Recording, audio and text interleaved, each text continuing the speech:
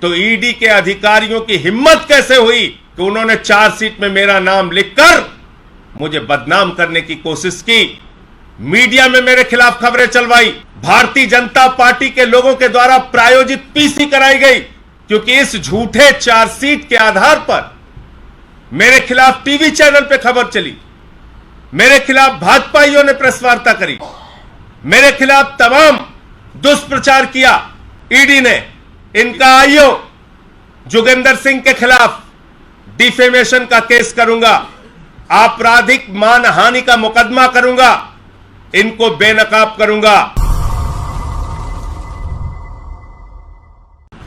कल मैंने ईडी के कारनामों का और ईडी कैसे जबरन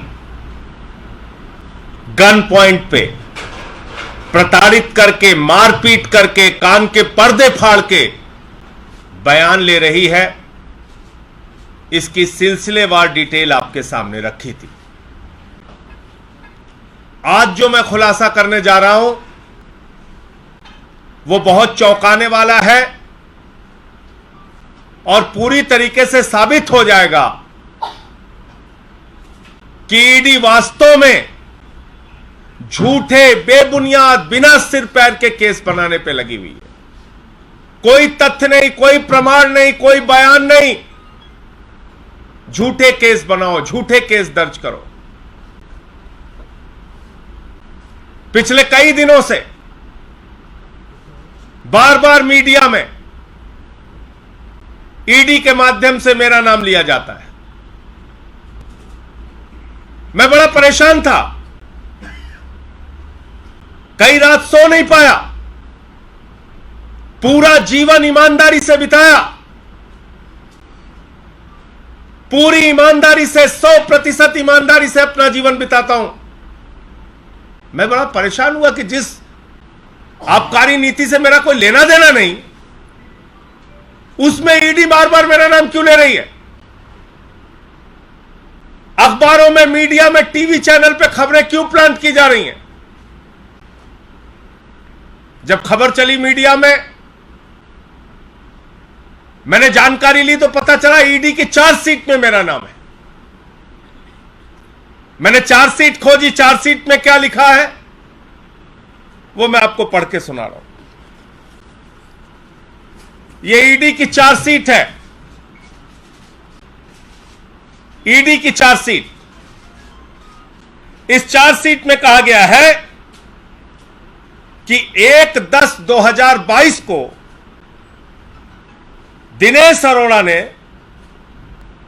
यह बताया कि अमित अरोड़ा की एक दुकान का ट्रांसफर, अमित अरोड़ा की एक दुकान का, शराब की दुकान का ट्रांसफर संजय सिंह के डायरेक्शन पर मनीष सिसोदिया ने किया। अब पहला सवाल होता है कि संजय सिंह कौन होते हैं डायरेक्शन देने वाले।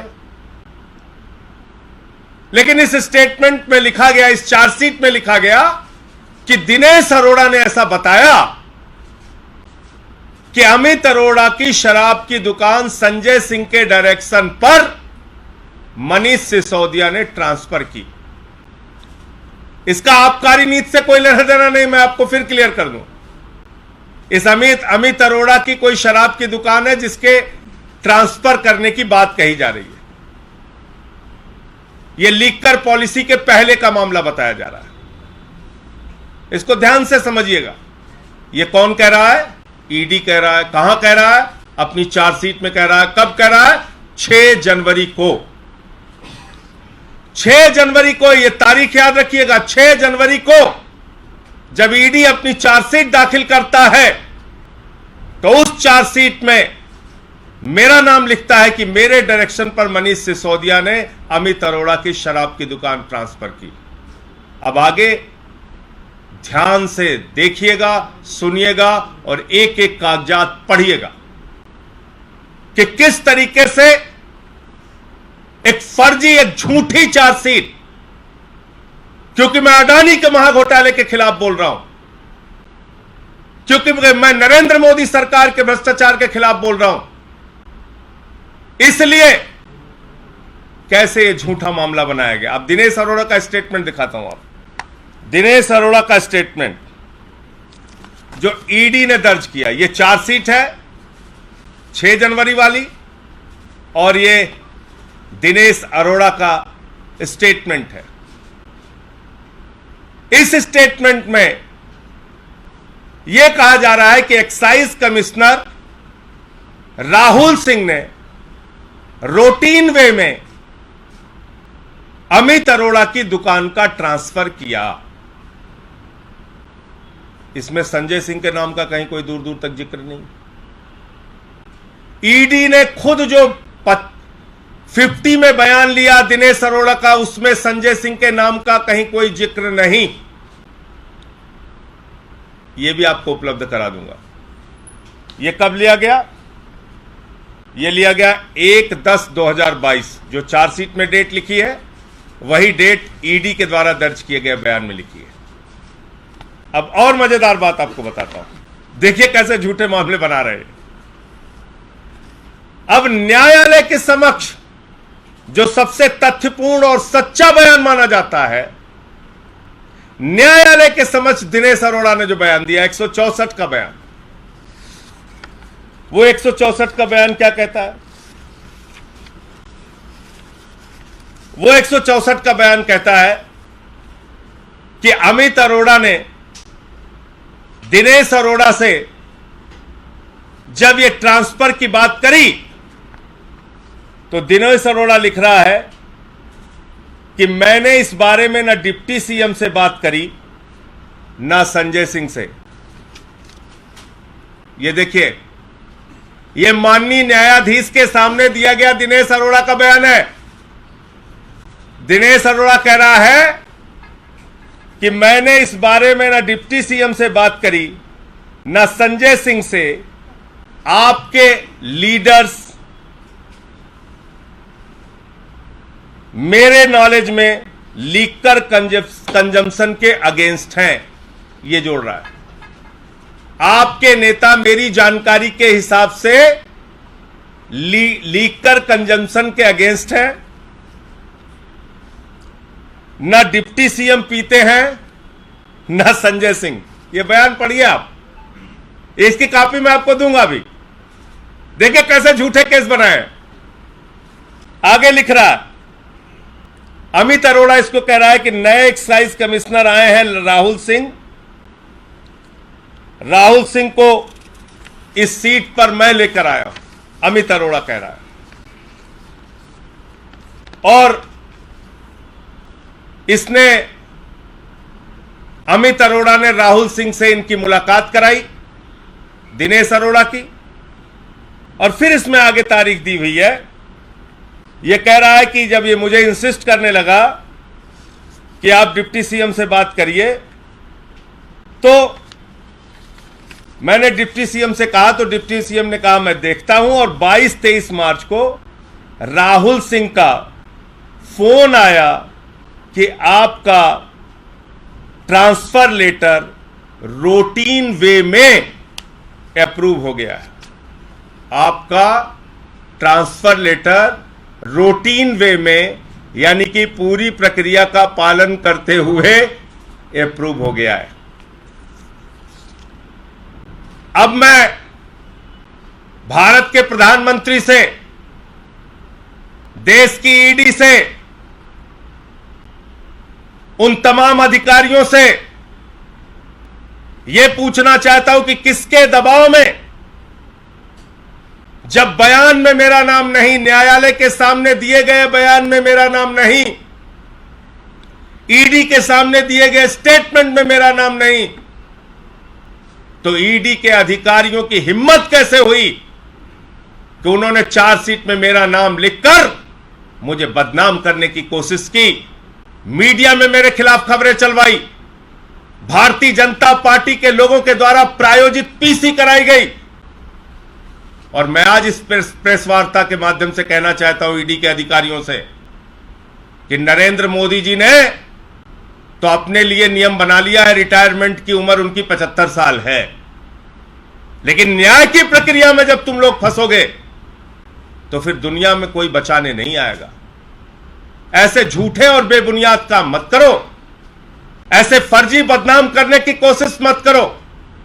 और इसलिए क्योंकि इस झूठे चार्जशीट के आधार पर मेरे खिलाफ टीवी चैनल पे खबर चली, मेरे खिलाफ भाजपाइयों ने प्रेस वार्ता करी, मेरे खिलाफ तमाम दुष्प्रचार किया ईडी ने, इसलिए ईडी के तमाम अधिकारियों के खिलाफ, इनके डायरेक्टर एसके मिश्रा के खिलाफ, इनकी अधिकारी जिसने इस पे दस्तखत किया है भानुप्रिया के खिलाफ, इनका आईओ जोगेंद्र सिंह के खिलाफ डिफेमेशन का केस करूंगा, आपराधिक मानहानि का मुकदमा करूंगा, इनको बेनकाब करूंगा।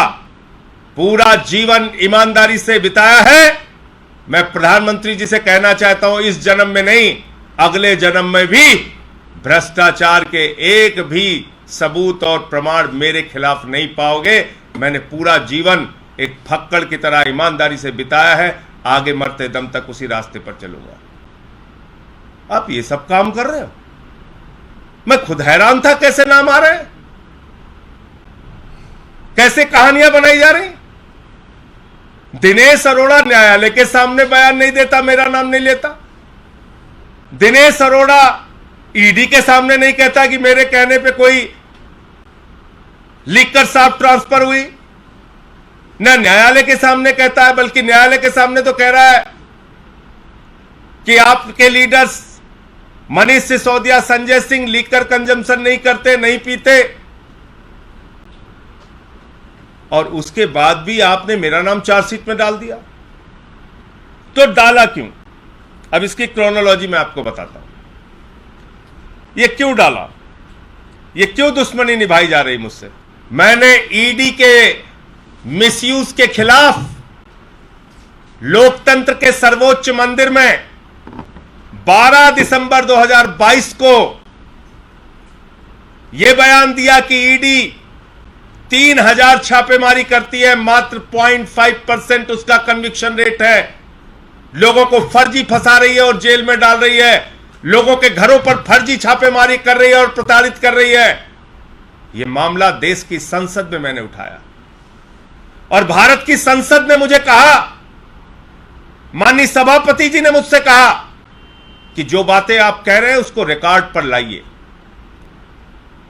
मुझे प्रिविलेज कमेटी का विशेषाधिकार समिति के द्वारा मुझसे पूछा गया कि जो बातें आप कह रहे हैं उससे संबंधित साक्ष्य लाइए। और आप देखिए, आज तो यह लगता है ईडी भारत की संसद से बड़ी हो गई। 12 दिसंबर को मैं बोलता हूं और 6 जनवरी को चार्जशीट में मेरा नाम शामिल कर दिया जाता है, जबकि 1/10/2022 के बयान में दिनेश अरोड़ा ने मेरा नाम नहीं लिया। और उसके पहले जब 164 का उसका न्यायालय के सामने बयान हुआ, उसमें भी दिनेश अरोड़ा ने मेरा नाम नहीं लिया। बावजूद इसके चार्जशीट में 6 जनवरी को 12 दिसंबर के इस भाषण के बाद जबरन चार्जशीट में मेरा नाम शामिल किया गया। अब यह देश की संसद में बैठने वाले सांसदों को भी सोचना पड़ेगा कि क्या देश की संसद से बड़ी हो गई है ईडी। और मैं कहना चाहता हूं आज की इस प्रेस वार्ता के माध्यम से उन तमाम लोगों से, क्योंकि भारत की संसद की विशेषाधिकार समिति ने मुझसे कहा है कि जानकारी दीजिए कि ईडी कैसे फर्जी और झूठे मामले बना रहा है। मैं पूरे देश में सुनने वाले लोगों से यह कहना चाहता हूं, अगर आपके खिलाफ ईडी ने फर्जी मामले बनाए हैं, फर्जी मुकदमे बनाए हैं, कृपा करके मुझे जानकारी दीजिए। मैं वो भारत की संसद की विशेषाधिकार समिति के सामने ये पूरा विषय, आपकी पूरी जानकारी, आपके पूरे मामले को रखूंगा।